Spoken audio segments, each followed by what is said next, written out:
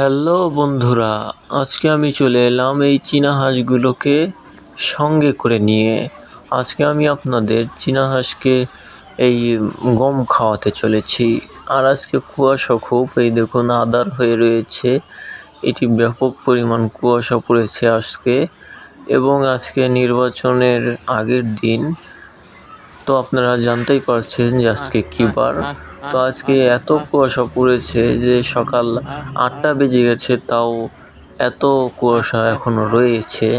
আর আমার চীনা হাঁসগুলোকে ছেড়ে দিয়েছি, এই কেবলটি ছেড়ে দিলাম, আর এখান দিয়ে চলে যাচ্ছে বেড়াতে। এরা যে এত বেড়াতে পারে, ঘুরতে পারে, আর এই পচা পানি এদেরকে খাওয়ানো যাবে না। আমি ছেড়ে দেওয়ার পরই এখানে চলে এসেছে, আমিও সম্ভবত ওগুলো খাওয়াই না, তো তাড়িয়ে নিয়ে এখানে নিয়ে আসলাম। তো এখন আমরা একটু গম দেখি কীরকম গম খায় নাকি। তো এদের যদি পেট ভরা থাকে তাহলে খেতে চায় না।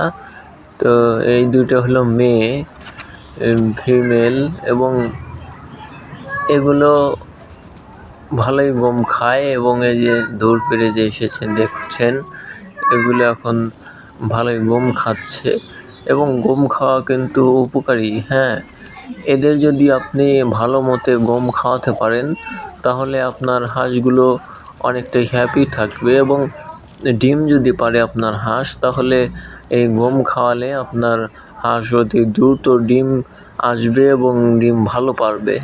এবং এই গমে অনেক পুষ্টি রয়েছে, যা সম্ভবত গম থেকেই বেশি এদেরকে পুষ্টি জুগিয়ে দেয়। তো এই হাঁসগুলোকে যে দেখছেন, এগুলো এখানে 4টি হাঁস রয়েছে আর ওই দিকে রয়েছে। তো এখানে আপনাদের এই গম খাওয়ানোরগুলো দেখতে পাচ্ছেন যে গম আমি খাওয়াচ্ছি কীরকম করে। তো এরকম হাতে ধরলেই এরা হাতে থেকে গম খেয়ে ফেলে। আর যদি ছিটিয়ে দেন তাও এরা খেয়ে, এবং এই যে ছিটিয়ে দিলেও এরা খেতে পারে, এই যে খুঁটে খুঁটে খায়। তো এগুলো ছিটিয়ে দেওয়ার চেয়ে হাতে করে ধরে নিয়ে খাওয়াই ভালো।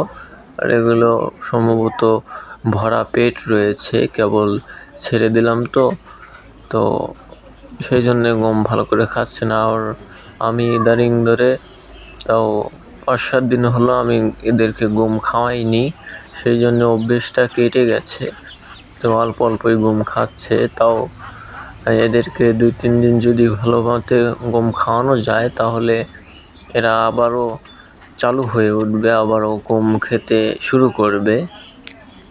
তো সম্ভবত আপনারা যখন কুয়াশা পড়বে তখন একটু দেরিতে ছাড়বেন, কারণ ঠান্ডার সময় আপনার হাঁসগুলো দেরিতে ছাড়াই ভালো।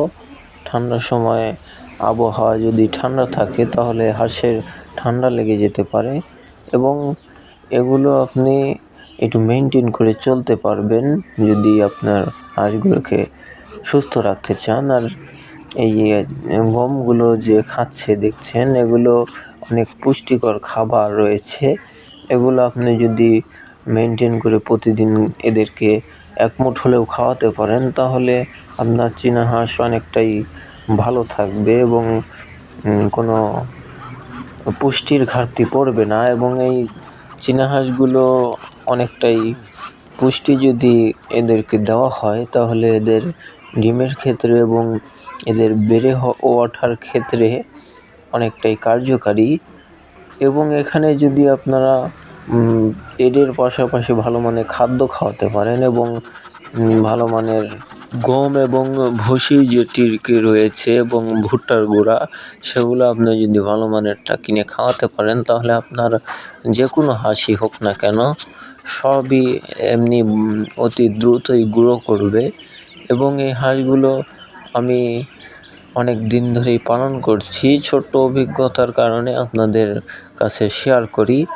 এবং এই চীনা হাঁসগুলো মোটামুটি আমার যত গাছের পাতা মাতা রয়েছে সবই খেতে পছন্দ করে, এবং সেগুলো খাওয়ালে কিন্তু আপনার খাদ্যর খরচটা অনেকটাই কমে যাবে। আর আমি সম্ভবত এদেরকে নদী থেকে পানা তুলে নিয়ে এসে এদেরকে আমি পানা খাওয়াই, যা কস্তুরী নামে এটি প্রচলিত রয়েছে আমাদের এখানে। আর এই পানাটুই কিন্তু ব্যাপক হারে এই চীনা হাঁসগুলো খেয়ে থাকেন এবং এই চীনা হাঁসগুলো সম্ভবত পানা এত পরিমাণে খায় যে আমি ছোটোবেলা থেকে এই চীনা হাঁসগুলোকে নদী থেকে এই কচুরিপানাগুলো তুলে এনে এদেরকে খাওয়াই। এরা অনেক ভালোভাবে ওগুলো খেয়ে নেয়। যদি আপনি সারাদিন ওই কচুরিপানা এদেরকে দিয়ে থান তাহলে এরা খাদ্য বাদ দিয়ে ওই কচুরিপানাই খাবে। আর এরা এই যে দেখছেন মারামারির দিক দিয়ে, এরা ঝগড়ুটির দিক দিয়ে এরা সেরা। এরা এত পরিমাণে ঝগড়া করে যে এইটা হলো সবচেয়ে বড়। এটি এত জাউরা হয়েছে এবং এটি অনেক পাজি এবং এই পাজির কারণে এই সব হাঁসই একে দেখে ভয় পায় এবং এ মনে হয় যে এখানকার রাজা, সেই জন্যে অনেকটাই পাজিমানা করে এবং এর পাজির কারণে এগুলো সবই ভয় পায় এবং এই জন্যে আমি এইটাকে আলাদা করে রাখি আর ওইগুলোকে আলাদা করে রাখি। এইটা দেখছেন অনেকটাই ঝগড়ুটে টাইপের। এগুলো মনে হয় আপনার ওই কী বলে পায়ে পাড়া দিয়ে যে ঝগড়া করে না অনেক লোকজন, সেই লোকজনের মতোই এই হাঁসটি হয়েছে। তো আজকের মতো এটুকুই। আপনারা যদি আমার চীনা হাঁসকে ভালোবেসে থাকেন তাহলে এই নতুন চ্যানেলটিকে একটি তো ফলোয়ার হতেই হয়।